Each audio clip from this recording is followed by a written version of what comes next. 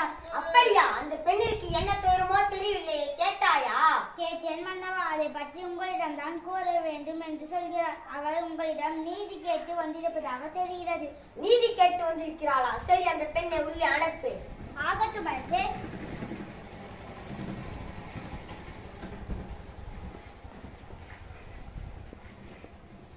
இளங்கோடி போன்ற பெண்ணே, நீ யார்? அவளை கண்களோடு எம்மை காண வந்த காரணம் என்ன? உனக்கு என்ன வேண்டும்? ஆராய்ந்து நீதி வழங்கிய மன்னனே, என்னையா யார் என்று கேட்கிறாய்? சொல்கிறேன் கேள். உலக வியக்கும் வண்ண ஒரு புறாவுக்காக தனது உடலிலே தந்த சிபிமன்னனை பற்றி நீ அறிவாயா? பசுவின் கன்றை தேர்காலால் ஏற்றிக்கொண்ட தன் மகனையும் அதே தேர்காலில் ஏற்றிக் கொன்றானே மணிநீதி சோழன், அவனை பற்றி அறிவாயா? பெண்ணே, நான் கேட்ட வினாவுக்கு நீ இன்னும் விடை கூறவில்லை. அதை விட்டு விட்டு நீ வேற எதையோ கூறிக்கொண்டிருக்கிறாய்.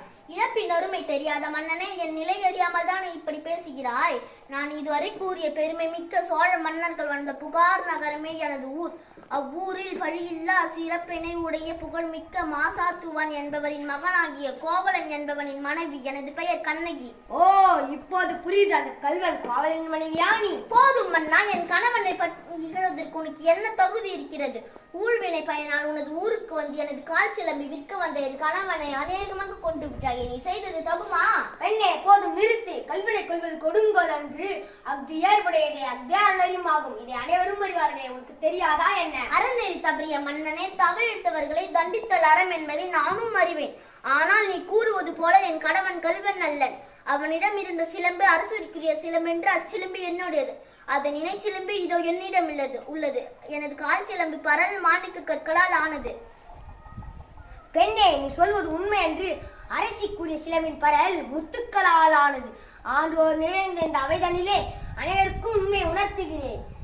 யார் அங்கே? கோவலனிடமிருந்து பெற்ற சிலம்பை கொண்டு வா.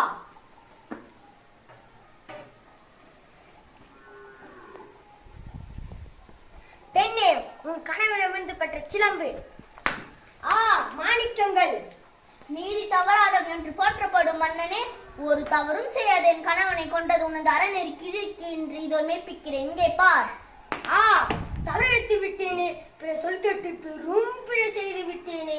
யானோ அரசன், யானே கல்வன். இதுவரை என் குலத்தில் எவரும் யாத பழி சொல்லுக்கு ஆளாகி விட்டேனே. இனிமேலும் நான் உயிரோடு இருத்தல் தகுமா? இனிமேல்